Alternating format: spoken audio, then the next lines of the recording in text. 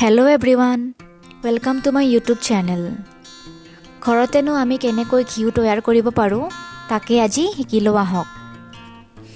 মই বহুদিনৰ পৰা এনেকৈ গাখীৰৰ সৰবোৰ জমা কৰি থৈছিলোঁ।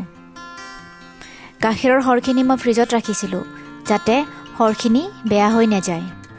সৰখিনি ফ্ৰিজত থৈ দিলে বহু দিনলৈ ভালে থাকে। এতিয়া মই গেছটো জ্বলাই লৈ তাত পেনখন পাতি লৈছোঁ।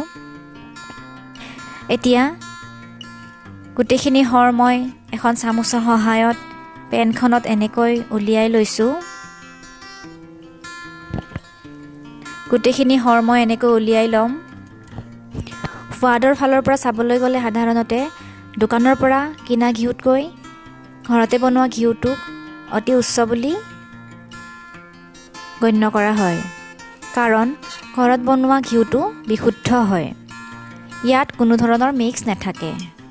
ঘৰতে বনোৱা ঘিউৰ এটা মিঠা সুগন্ধি থাকে। এতিয়া চামুচখনৰ সহায়ত মই সৰখিনি লাহে লাহে লৰাই যাম। ঘিউ বনাবলৈ বহুতেই সহজ আৰু কিনা ঘিউতকৈ ঘৰত বনোৱা ঘিউ বহুতেই কম খৰচী হয়। সোৱাদৰ ফালৰ পৰাও ঘৰত বনোৱা ঘিউ বহুতেই সতেজ আৰু মিঠা হয়। এয়া চাওক, মই স্পুনখনৰ সহায়ত এনেকৈ সৰখিনি লৰাই আছোঁ। এনেদৰে মাজে মাজে সৰখিনি লৰাই থাকিব লাগিব। দেখিছেনে, লাহে লাহে সৰখিনিয়ে ঘিউ এৰিবলৈ আৰম্ভ কৰিছে।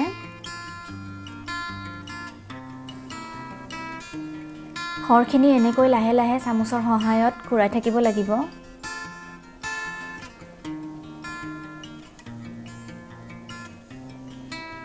এনেকৈ ঘূৰাই থাকিব লাগিব।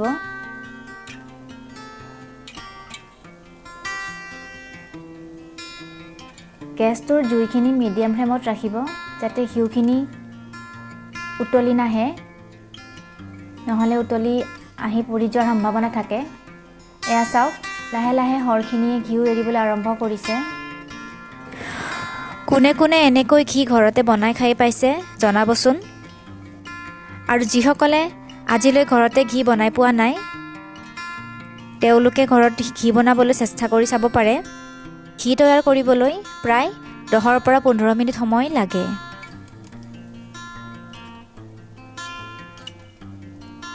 এয়া চাওক, আমাৰ ঘিউ ৰেডি হৈ গ'ল। এতিয়া এটা কাঁচৰ বাতি লৈ তাত মই ঘিউখিনি এখন চেকনিৰ সহায়ত এনেদৰে চেকি ল'ম। গোটেইখিনি ঘিউ মই এনেকৈ চেকি লৈছোঁ।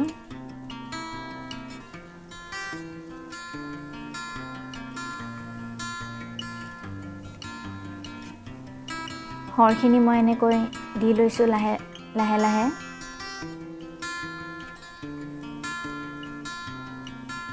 চেকনিত ৰৈ যোৱা সৰখিনি মই চামুচৰ সহায়ত ভালদৰে এনেকৈ লাহে লাহে হেঁচি দিম যাতে সৰখিনিত ৰৈ যোৱা ঘিউখিনিও লাহে লাহে ওলাই আহে। এয়া চাওক, ইমান ধুনীয়া বিশুদ্ধ ঘি তৈয়াৰ হৈ গ'ল। দেখিছে নহয়, ইমান সহজতে মই কেনেকৈ ঘৰতে ঘি তৈয়াৰ কৰি লৈছোঁ। আপোনালোকেও ঘৰতে চেষ্টা কৰিবচোন ঘি বনাবলৈ। লগতে কেনেকুৱা হৈছে মোক জনাবলৈ নেপাহৰিব। এতিয়া মই কাঁচৰ বটল এটাত ঘিখিনি এনেকৈ ষ্ট'ৰ কৰি থৈ দিম। মই প্ৰায়েই ঘিউ ঘৰতে এনেদৰে বনাওঁ আৰু এনেকৈ ষ্ট'ৰ কৰি থৈ দিওঁ। ঘৰত বনোৱা ঘিউ বহুদিনলৈ টিকে, বহুদিনলৈ ভালে থাকে।